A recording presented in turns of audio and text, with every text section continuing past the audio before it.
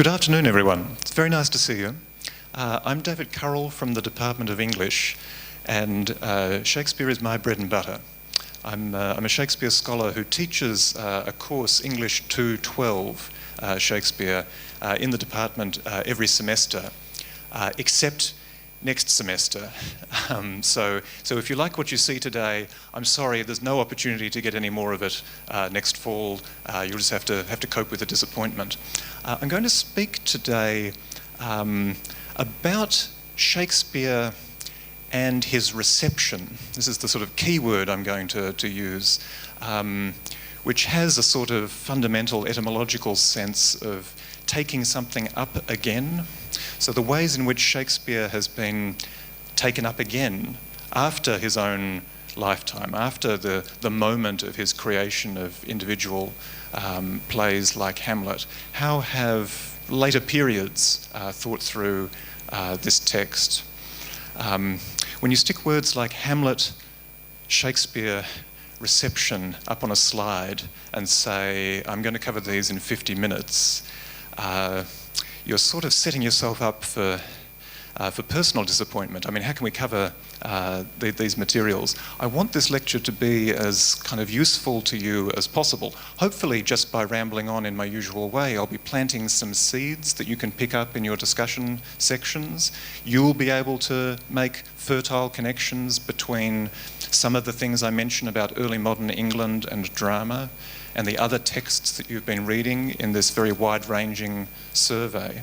But I invite you to interrupt me with questions at any time, or to follow up afterwards if a question sort of digests or decocts in your mind.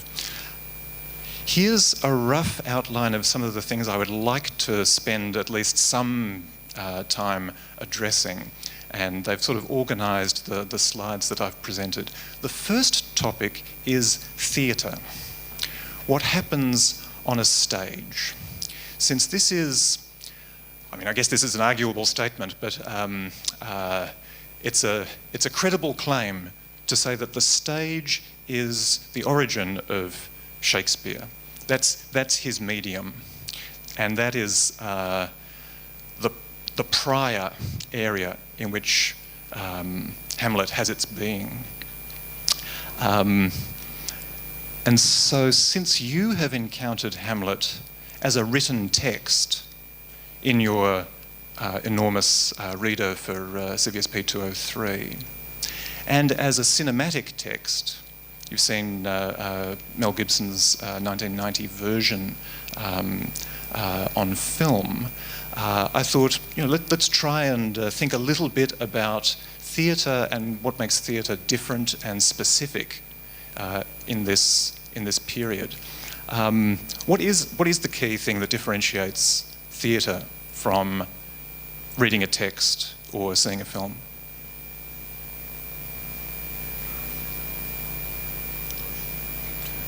Motion? Emotion. You're feeling it now? You're feeling passion and... I shouldn't take... That's a yes. So emotion is something that the actors will try to express but also communicate or excite in an audience.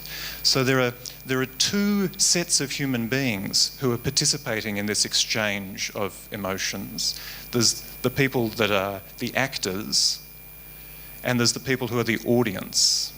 Two sets of human beings communicating through words, through gesture. This is why I was thinking you might have said motion. And that experience is collaborative. So unlike watching Mel Gibson, who can't see you and doesn't really care whether you've pressed play or pressed pause, an actor who is in front of you can see what's going on, can stand in the wrong place on the stage and be blinded by the projector, can see who's looking at their cell phone and needs to be reported to the director of CVSP 203 for detrimental behaviour. In turn, you will be seeing something new every time. You pick up your copy of Hamlet I think the Folger series is the one you have. This is my prop today is the penguin that I use in English 212. It's the same text every time. I turn to page 74, and page 74 starts with the same word.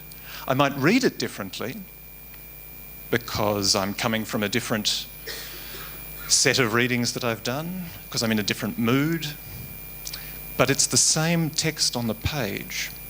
Likewise, you stick Mel Gibson's DVD into your DVD drive, you press play, it's the same sequence of cinematic images that have been recorded, framed, fixed, and are provided back to you. But theatre is live. Even when working from a set script, like an edited text of Hamlet, the way that the actors are going to interact emotionally and physically is going to create a new and different experience each time. I mean, this is most easy to see when things go wrong. So I went many times in December, 3 times in total, to the AUB production of King Lear in Arabic. Perhaps some of you were at least aware that that was taking place or attended a performance yourself. One night, one of the actors forgot their line. So everything comes to a halt. There's a moment of sort of embarrassment and nervousness. That emotion is communicated to the audience, who also feel a little bit of sympathetic embarrassment and start to laugh. But then one actor does something, is able to improvise, even if it's just like moving on past that momentary interruption and providing the next line so that the play goes on. And that's something unique. It's recreated every time. So the reception of a dramatic text is a very active and dynamic reception.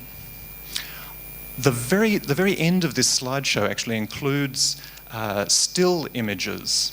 So, I'm not going to be able to reproduce for you, how could I, except through recorded photographs or films, the actual theatrical experience of different productions of Hamlet that have been staged worldwide. But at least it will give an indication of both the geographical range in which Shakespeare continues to have a reception, also different styles of production, because theatre is different in different places. In a straightforward visual way, because the habits or conventions of actorly motion, of bodily posture, of the rhetorical way in which lines are delivered will differ from place to place and tradition to tradition. Costumes will be different, sets will be different. With a bit of luck, if I keep enough of an eye on my watch, we'll be able to see some of those and discuss what features are present there. But the first stage that I want to begin with is the early modern stage in Elizabethan London, the stage that Shakespeare wrote for. This is a bad sketch, badly reproduced. I'm sorry about that. The good thing about having such a low quality image is that you can't really read these distracting Latin titles, and I don't really want you to pay any attention to those anyway. Just sort of take in the basic structure of this theatre. This is a sketch made in 1596. Hamlet dates from around 1600, so this is very contemporary with the play that you're reading.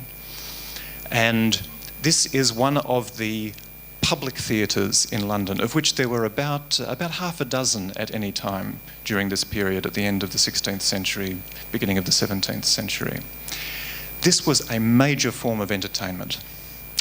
You could think of this as the equivalent of a large cinema multiplex in contemporary culture. It would seat or hold about 1,000 people, maybe quite a few more than 1,000 in the very largest examples, like the Globe Theatre, for which Shakespeare wrote and was the sort of repertory dramatist.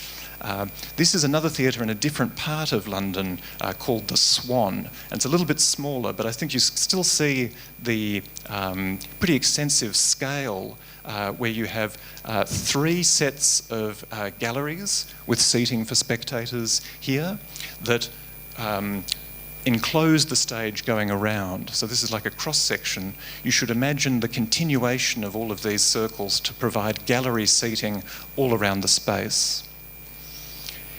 There is a second area in which spectators could watch the play on stage, and that is the standing room here around the stage itself, which is thrust out into the body of the theatre.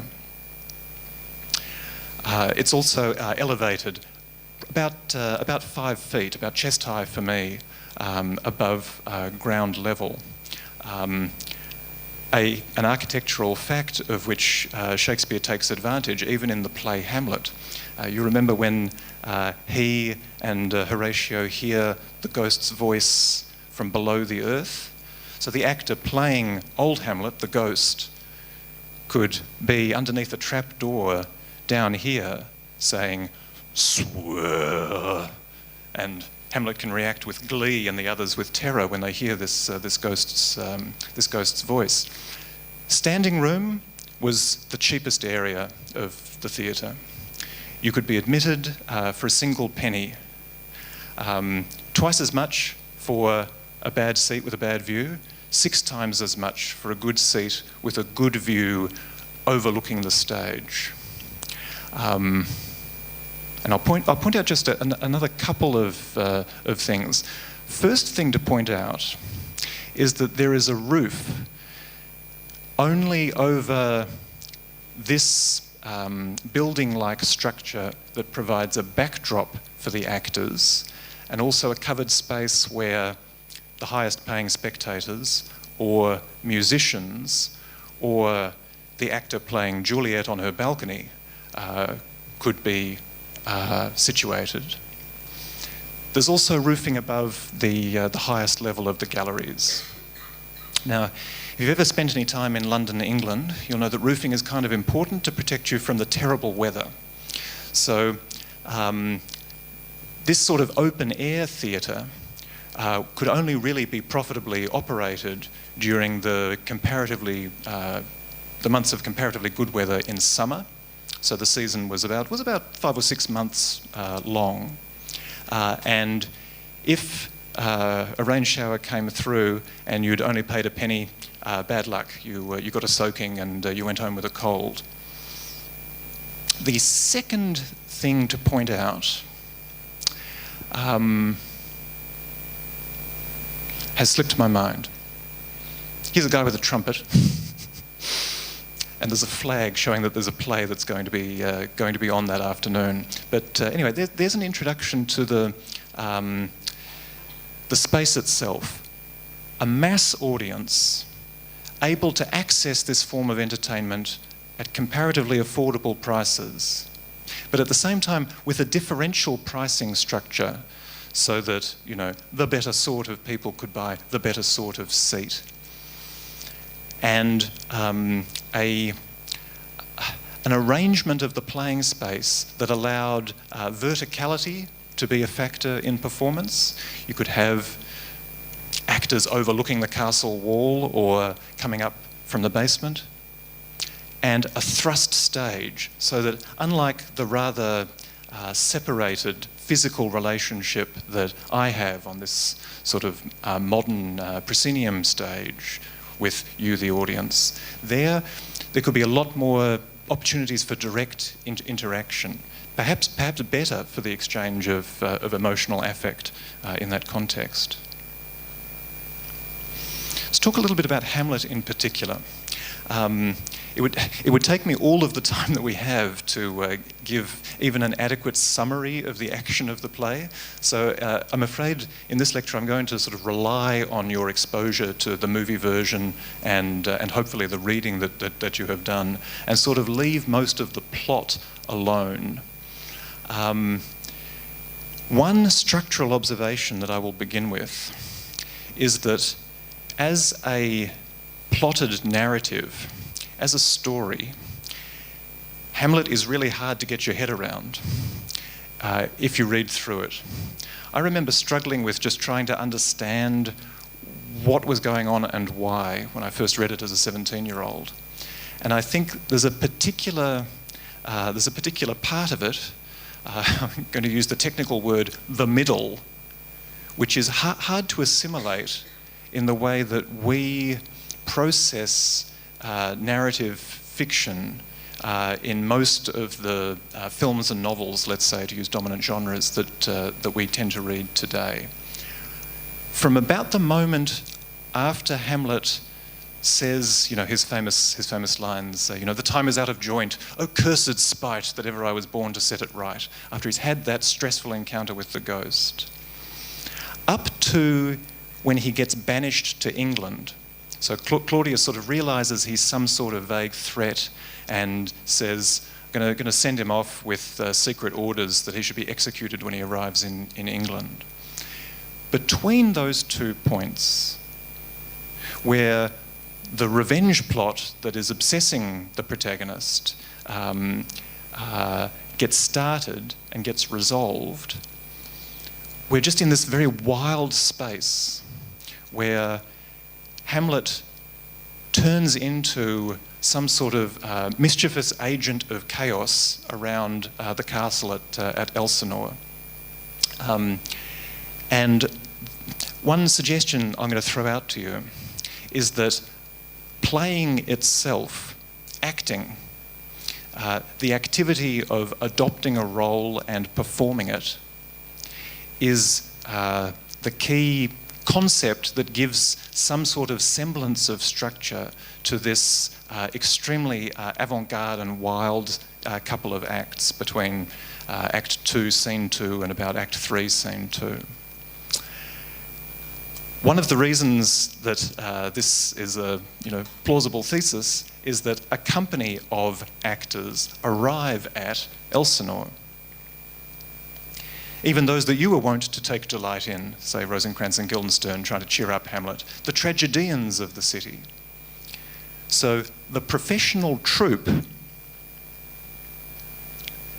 whose space of business looks like this in Elizabethan England, arrive at Elsinore. And Polonius gives this classically long-winded summary of all of the types of plays that can be expected from this playing group, either for tragedy, comedy, history, pastoral comical, historical pastoral, tragical historical, tragical comical, historical pastoral, scene indivisible rather, or poem unlimited. I like this phrase, poem unlimited. A text like Hamlet, which seems to have no boundaries about how much fascination it can create, I feel like poem unlimited is a nice little label under which to think it. I'm going to argue that the most serious thing that Hamlet says during this almost incoherent middle phase of the play Hamlet is this speech. It's the speech that he speaks to the head of the playing company who have come to visit. And written by William Shakespeare for a character in a theatrical play, it has a special sort of, or potentially has a special sort of significance to our interpretation, not just of this text, but of the art form as a whole. Because Hamlet gives a theory of acting. Speak the speech, I pray you, as I pronounced it to you, trippingly, on the tongue. But if you mouth it, as many of your players do, I had as lief the town crier spoke my lines.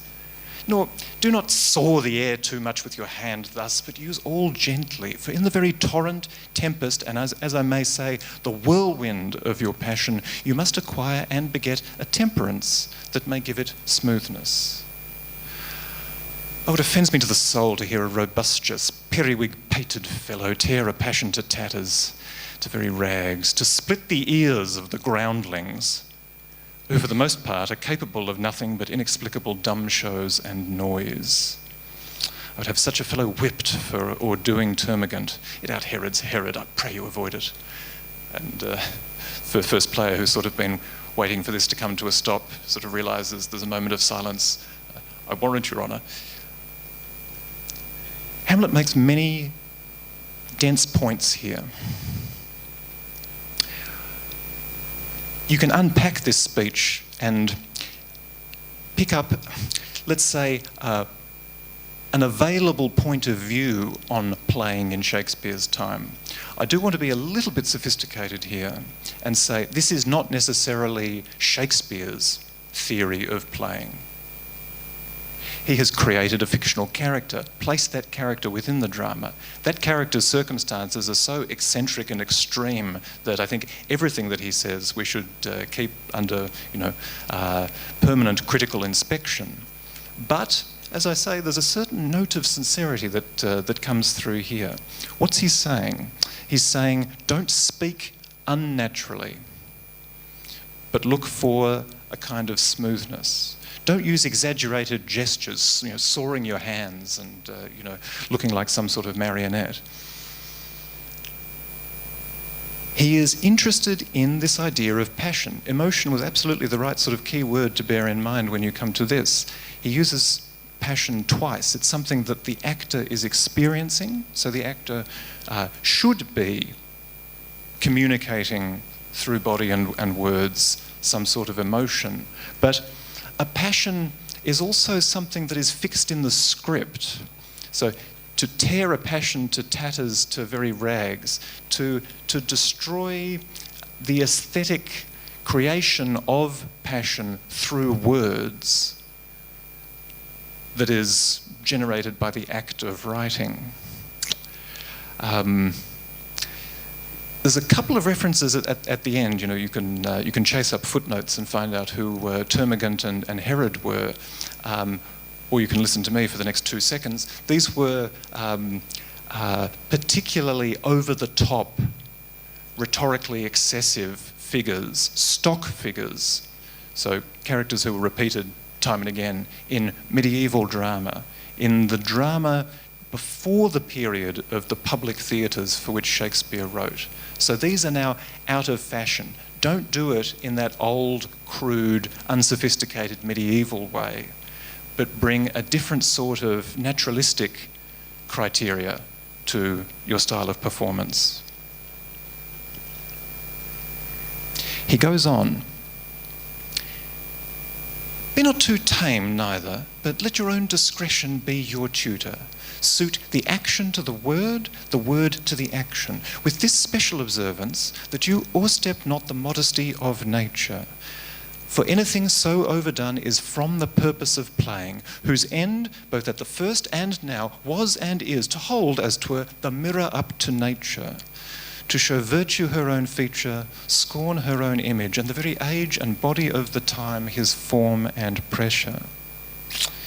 Now this overdone, or come tardy off, though it make the unskilful laugh, cannot but make the judicious grieve, the censure of which must in your allowance o'erweigh a whole theatre of others. So the last gesture that Hamlet makes in this phase of the speech is to divide the audience and to say here, who cares if the groundlings are entertained by easy humour? What I care about is the judgment of the judicious. So Hamlet is pitching his aesthetic theory at an elite audience.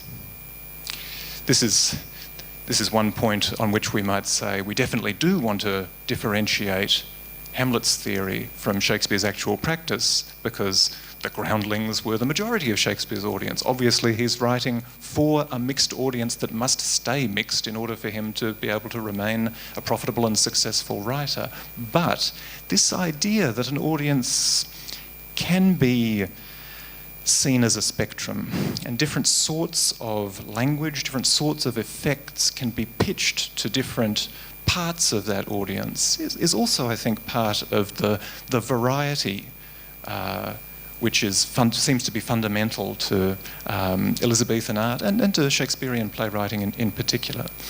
Now, there are a lot of famous phrases in the first part of this section of the speech. Suit the action to the word to the action. You know, this is a nice chiasmus. It's easy to think of this as a sort of motto for naturalistic playwriting. It does draw attention to the fact that there should be some sort of cooperation or continuous interrelationship between movement and speech in theatre. The intriguing part is Hamlet's definition of the purpose of playing. So here's a big philosophical generalisation that he makes. And he says the purpose of playing, as it has ever been, you know, he gets a little bit sort of pompous at this point, is to hold, as it were, so he's introducing a metaphor, the mirror up to nature. A first thought you might sort of have in reaction to the phrase, hold the mirror up to nature, is simply reflect appearance as it is. Accurately render back a reflection like a mirror does. But he expands a little bit here. Holding a mirror up to nature is going to involve these activities: to show virtue her own feature, scorn her own image, and the very age and body of the time, his form and pressure. So virtue and scorn, here probably the word means not so much a posture of scorn as something which deserves to be scorned. It's creating a pairing with virtue. So something good to be admired, something vicious to be condemned or avoided. That suggests that theatre has some sort of moral purpose. That the purpose of accurate representation of things through technologies of fiction in the architecture of a theatre is to provide exemplar illustrations of virtue and vice, with the implicit idea that people will be attracted to the former and repelled from the latter. This is a vibrant part of discourse around theatre. I was going to say in Shakespeare's day, certainly that's true, although this argument about the moral purpose, or arguments against the moral danger of fictional representation, whether in plays or in the visual arts or elsewhere, that's a big part of discourse in Elizabethan culture, because plays were controversial. There was a very serious and somewhat politically powerful anti-theatrical movement saying that it's terrible for your morals to go to the theatre and see all sorts of damaging things. Men dressed in women's clothing and pretending to be women. This is terrible for you. People murdering one another. And when you think about Hamlet, certainly the latter moral problem is right at the centre of the representation. It's a play about whether and how to kill in the absence of any judicial system.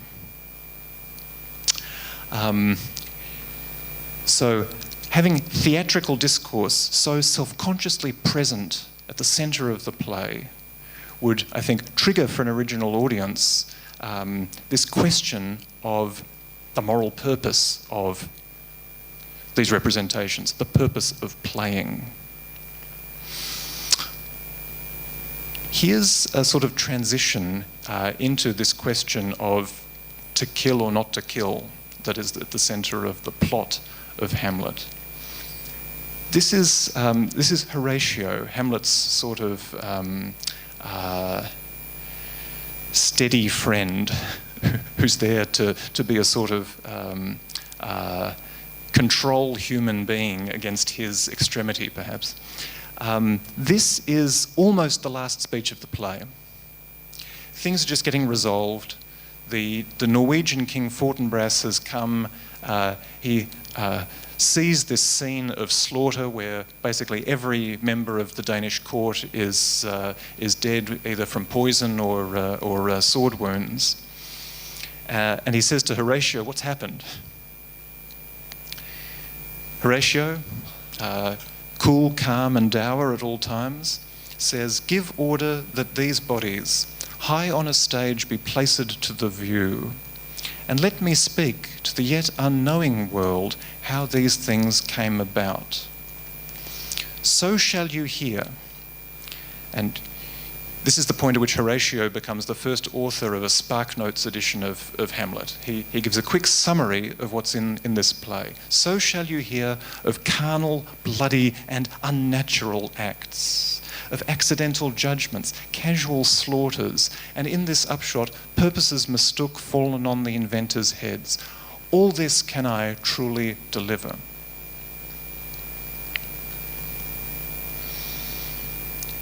You're going to hear about carnal, bloody and unnatural acts, people making mistakes and dying for it,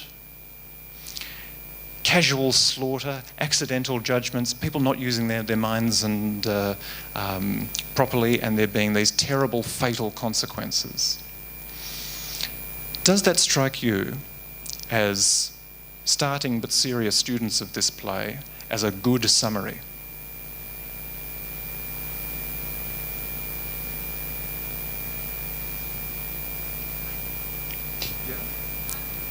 Kind of. Would you want to supplement it? What would you want to add? If you think about, like, what was it like to read Hamlet?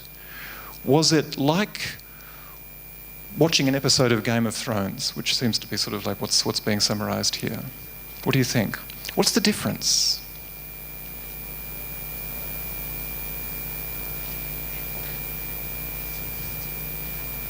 I'll get your comment on the way. No, nothing. It's okay. You said it's tragic. Say it again. It's tragic. Thank you very much.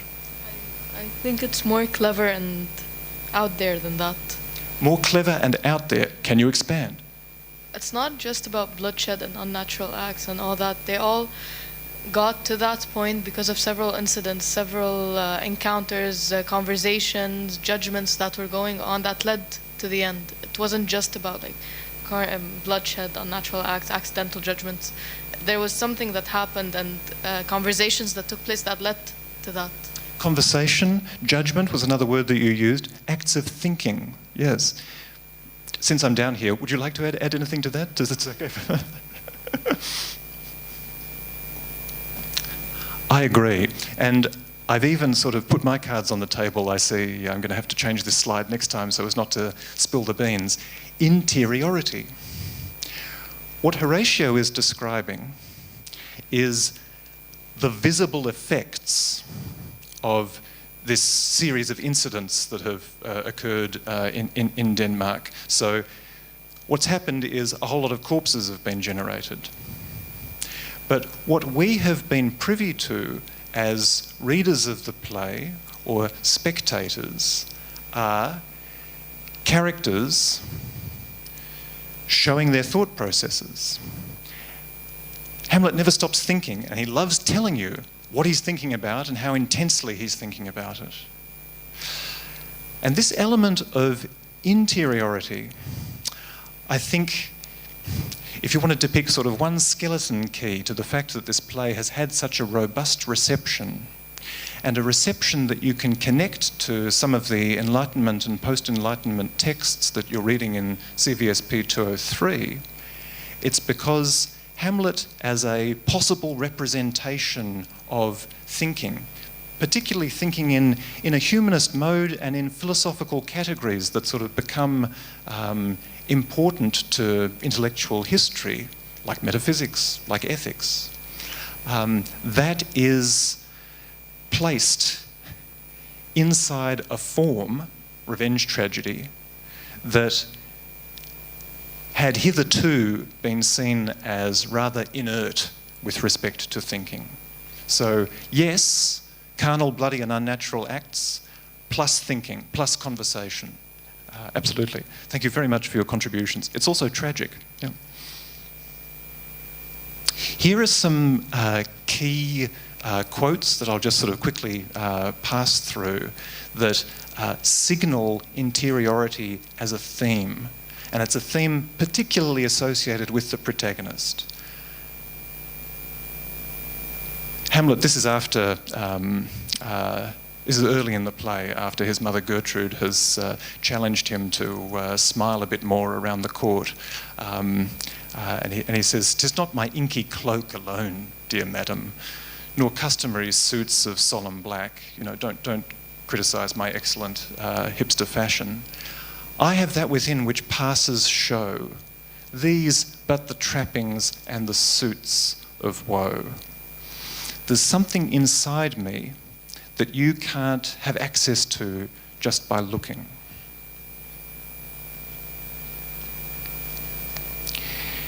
He says later, when he's being a little bit more expressive, letting himself go a little bit more in conversation with Rosencrantz and Guildenstern, "Oh God, I could be bounded in a nutshell and count myself a king of infinite space, were it not that I had bad dreams." Some, to him, very deep and profound mental space is a source of infinite discomfort. You know, if he wasn't somebody who could be racked by troubling thoughts, then he would need nothing else. He could be confined within the space of a nutshell, imprisoned and immobile, and feel as if he had perfect freedom. But what he calls his conscience troubles him. Here's a moment where he's a little bit more expansive and gives a sort of model or metaphor for his own relationship to his mind. This is right after the ghost leaves him at the end of Act 1, saying, "Remember me." Remember thee? Yea, from the table of my memory, I'll wipe away all trivial fond records, all sores of books, all forms, all pressures past that youth and observation copied there, and thy commandment all alone shall live within the book and volume of my brain. So he uses a textual metaphor, as if his brain were a notebook. And he says, "I'm going to erase everything." And he seems to be speaking in a tone of relief here. All of that stuff that I used to study, all of those intellectual ideas, moral precepts, rhetorical figures that I spent all of my school days and my university days at Wittenberg thinking about and worrying my conscience over, at last I can just get rid of them. You know, select all, delete. All I'm going to remember is thy commandment, which is revenge. Revenge my foul and most unnatural murder. I'll just kill my stepdad. That's all I have to worry about. This posture lasts for about 10 seconds.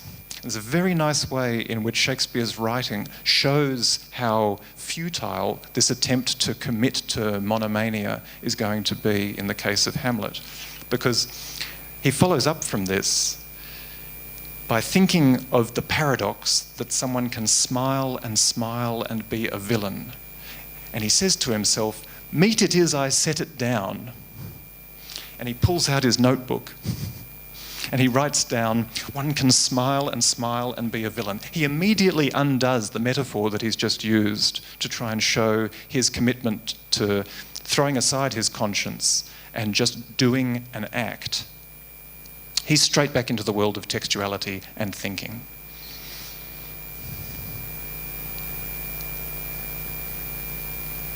Here's another moment.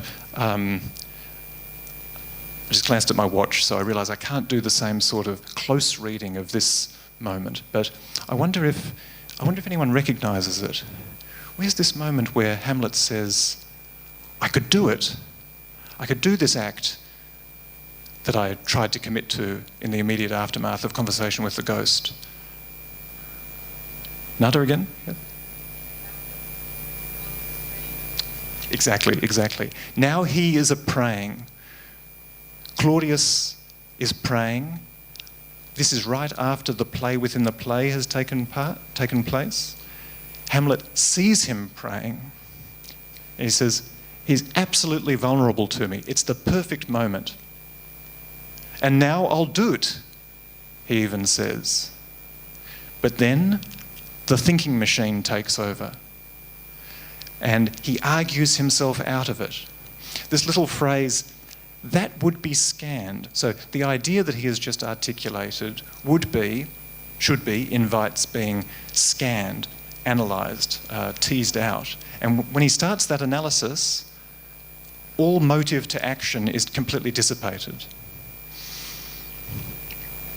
As I say, no time to sort of tease that out in detail. Here's a quote that, if I did have a fly sheet, would be prominently on that fly sheet. This is from an essay called Of Revenge by Francis Bacon, a name that has probably been uttered from this stage already during CVSP 203. Are there even readings by Bacon? Good to hear.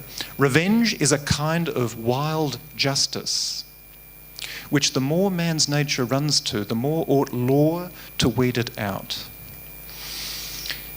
This is a nice little statement of the moral problem of revenge, but also the social or the political problem of revenge. Revenge becomes an issue, like it does in Hamlet, when law, through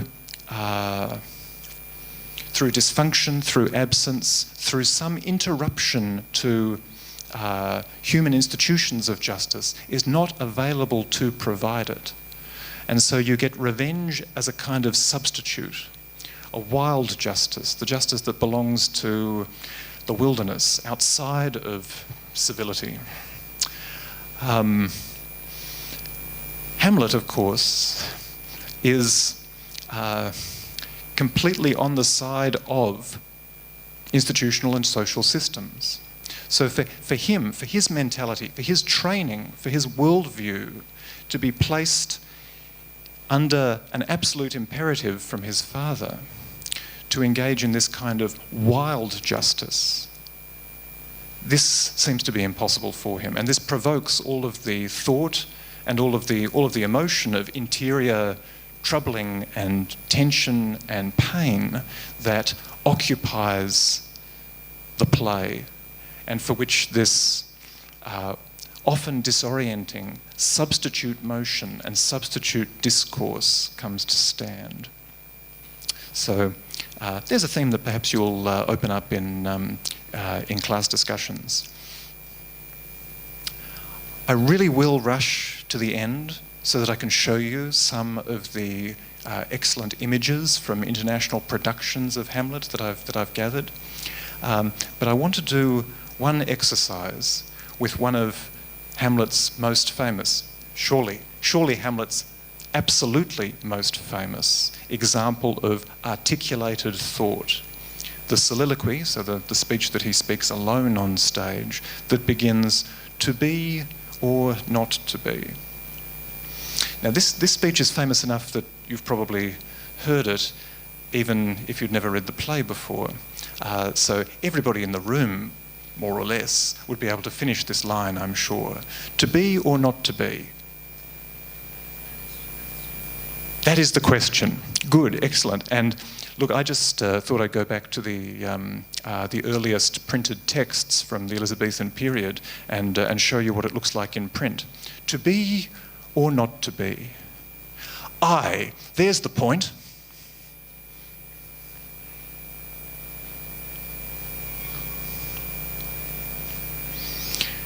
Hang on a second.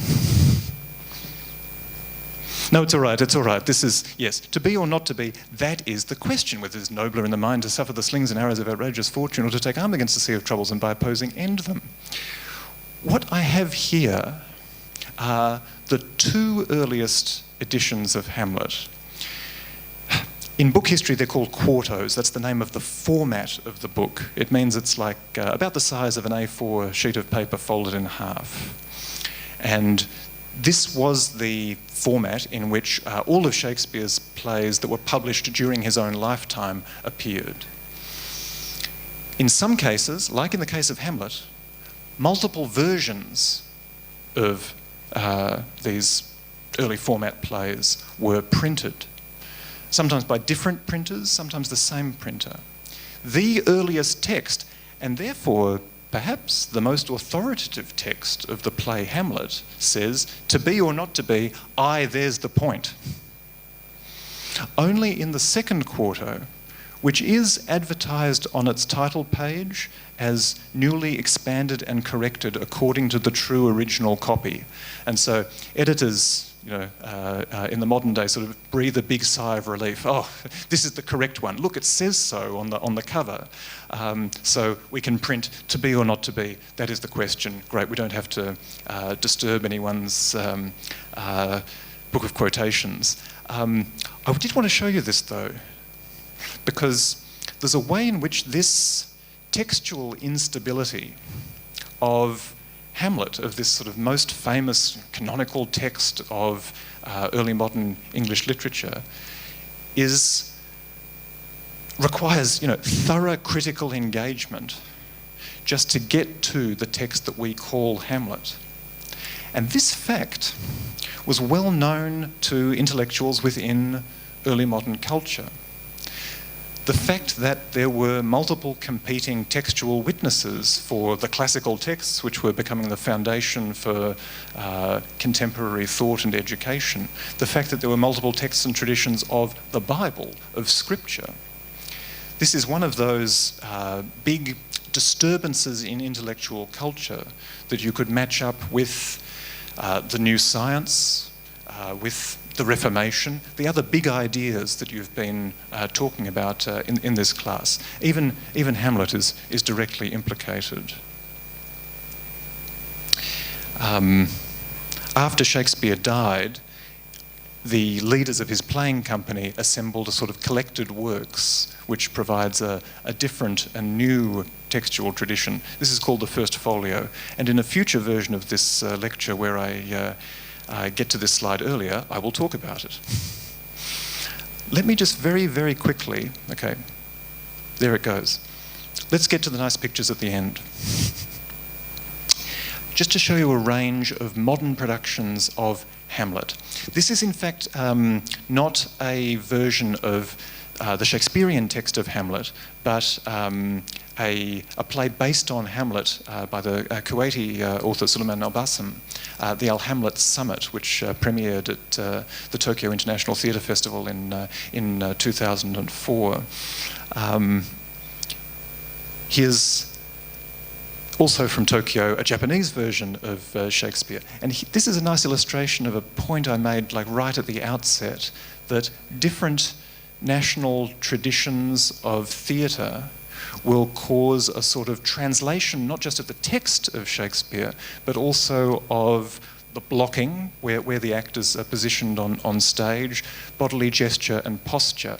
My guess is that this moment is very early on, that this is the court scene, and maybe Hamlet is about to say his famous cutting first line, a little more than kin and less than kind.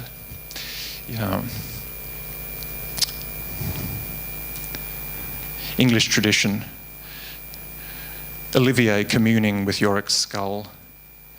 Peter Hall's production making a little bit more of the antic comedy of the gravediggers. Who can spot this? What moment is this in Hamlet? When he storms in on his mother. Excellent. So Gertrude's bedchamber. And here's an example of the Royal Shakespeare Company going into a educational context, just as this has been, although I suspect you are rather more sophisticated readers than that audience. Let me wrap up. Thank you very much for your attention. I hope you enjoy talking about Hamlet in your discussion sections and continuing in reading theatrical texts when you get into Goethe's Faust next week and beyond. Thanks very much.